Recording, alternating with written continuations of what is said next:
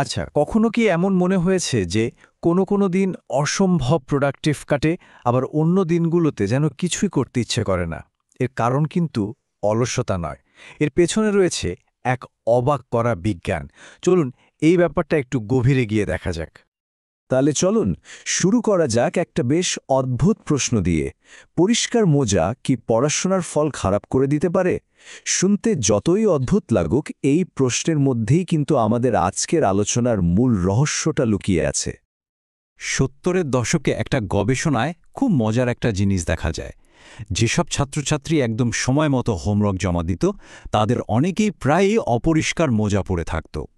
একজন গবেষক তো মজা করে বলেই ফেলেছিলেন, দেখে মনে হচ্ছে ছাত্ররা হয় হোমওয়ার্কটা শেষ করতে পারত, না হলে প্রতিদিন মোজা বদলাতে পারত। দুটো একসাথে কিন্তু নয়। আচ্ছা, এই মোজার রহস্য তো শুনলাম। এবার চলুন একটা সত্যিকারের সায়েন্টিফিক এক্সপেরিমেন্টের দিকে নজর দেয়া যাক। এই পরীক্ষাটাই আমাদের বুঝতে সাহায্য করবে যে আসলে কি ঘটছে। মনোবিজ্ঞানী রয় বাউমেস্টারের একটা বিখ্যাত পরীক্ষা আছে। উনি কিছু ক্ষুধার্ত ছাত্রকে দুটো দলে ভাগ করলেন। একটা দলকে বলা হলো তাজা বেক করা কুকিজ খেতে, আর অন্য দলটাকে বলা হলো শুধু মূলো খেতে। আর সবচেয়ে বড় চ্যালেঞ্জটা কি ছিল জানেন? তাদের সামনেই কিন্তু কুকিজের প্লেটটা রাখা ছিল। একটু ভেবে দেখুন অবস্থাটা। দ্বিতীয় দলটিকে কতটা আত্মনিয়ন্ত্রণ করতে হয়েছিল। কিন্তু এখানেই পরীক্ষাটা শেষ নয়। এরপর দুটি দলের সবাইকেই সমাধান করার জন্য একটা অসম্ভব কঠিন ধাঁধা দেওয়া হলো। আসল উদ্দেশ্য ছিল এটা দেখা যে কোন দল কতক্ষণ পর্যন্ত চেষ্টা চালিয়ে যায়। আর ফলাফল দেখুন, একদম অবাক করার মতো।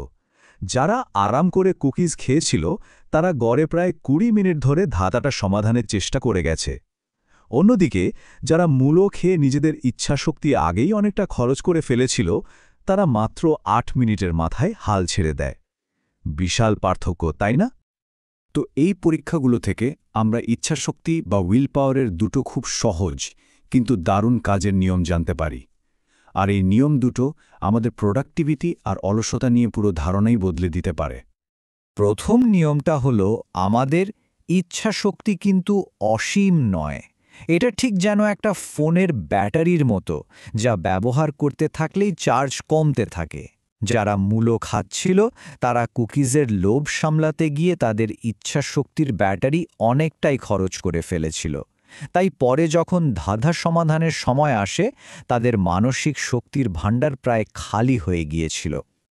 আর দ্বিতীয় নিয়মটা হলো, আমরা সব ধরনের কাজের জন্য একটাই ইচ্ছা শক্তির ভাণ্ডার ব্যবহার করি। মানে ব্যাপারটা এমন না যে লোভ সামলানোর জন্য একটা উইল পাওয়ারের ট্যাঙ্ক আছে, আবার কাজের জন্য আরেকটা। কাজ, ব্যায়াম, ব্যক্তিগত জীবন সবকিছুর জন্যই আমরা ওই একটাই মানসিক ব্যাটারি থেকে শক্তি নিই। এই কথাটা তো আমরা প্রায়ই শুনি, তাই না? যে কাজের জন্য তো ঠিকই ইচ্ছাশক্তি থাকে, কিন্তু বাড়ি ফিরে ব্যায়াম করার জন্য আর এনার্জি পাই না।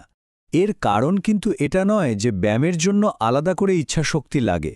আসল কারণ হল, সারাদিন অফিসে কাজ করে ইচ্ছাশক্তির ভাণ্ডার এতটাই কমে যায় যে অন্য কোনো কঠিন কাজের জন্য আর শক্তিই বাকি থাকে না।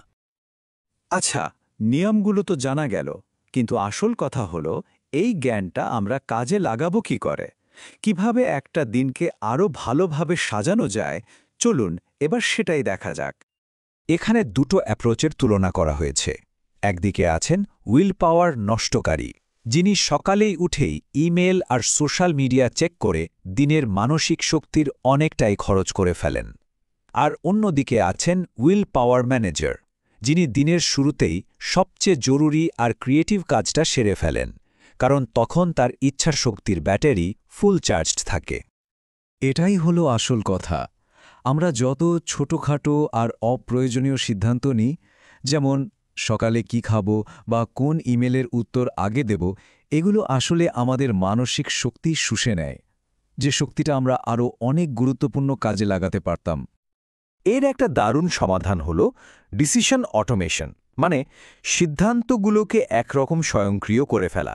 প্রতিদিনের ছোটখাটো সিদ্ধান্ত, যেমন কি পড়া হবে বা কি খাওয়া হবে, এগুলো আগে থেকেই ঠিক করে রাখা। যেমন লেখক নীল স্ট্রস তার খাবার প্রতিদিন ডেলিভারি করিয়ে নিতেন। কেন? যাতে কি রান্না করবেন এই ছোটখাটো সিদ্ধান্তে তার লেখার এনার্জি নষ্ট না হয়। তাহলে দিনের শুরুতে কোন কোন কাজগুলো এড়িয়ে চললে ভালো? এখানে কয়েকটা উদাহরণ দেওয়া হলো, যেমন সোশ্যাল মিডিয়া স্ক্রল করা, খুব জরুরি নয় এমন ইমেলের উত্তর দেওয়া, সকালে নাস্তা কী হবে তা নিয়ে অনেকক্ষণ ভাবা, বা মুদি দোকানে যাওয়া। এই কাজগুলো সৃজনশীল আর কঠিন কাজগুলো শেষ করার পরেই করা উচিত। তাহলে পুরো আলোচনা থেকে আমরা কি শিখলাম? চলুন নিজেদের প্রতিদিনের রুটিনটা একবার এই নতুন চোখে বিশ্লেষণ করে দেখি। কয়েকটি সহজ প্রশ্ন করলেই ব্যাপারটা পরিষ্কার হয়ে যাবে। প্রথম প্রশ্ন, যে কাজটায় সবচেয়ে বেশি মনোযোগ আর সৃজনশীলতা দরকার, সেই কাজটা কি দিনের এমন সময়ের জন্য ফেলে রাখা হচ্ছে যখন ইচ্ছাশক্তি প্রায় শেষ হয়ে এসেছে? আর দ্বিতীয় প্রশ্ন, দিনের শুরুটা কি এমন সব ছোটখাটো সিদ্ধান্ত নিয়ে শুরু হচ্ছে যেগুলো আসলে খুব একটা জরুরি নয়, কিন্তু আপনার মূল্যবান মানসিক শক্তি নষ্ট করে দিচ্ছে? তাহলে শেষ প্রশ্ন এটাই, আপনার দিনের প্ল্যানটা কি আপনাকে জেতানোর জন্য বানানো, নাকি শুধু আপনার মানসিক শক্তি ফুরিয়ে ফেলার জন্য? কারণ ইচ্ছা শক্তি কিন্তু একটা সীমিত সম্পদ, আর এটাকে কিভাবে ব্যবহার করা হচ্ছে তার উপরই কিন্তু সাফল্য আর ব্যর্থতার অনেকখানি নির্ভর করে।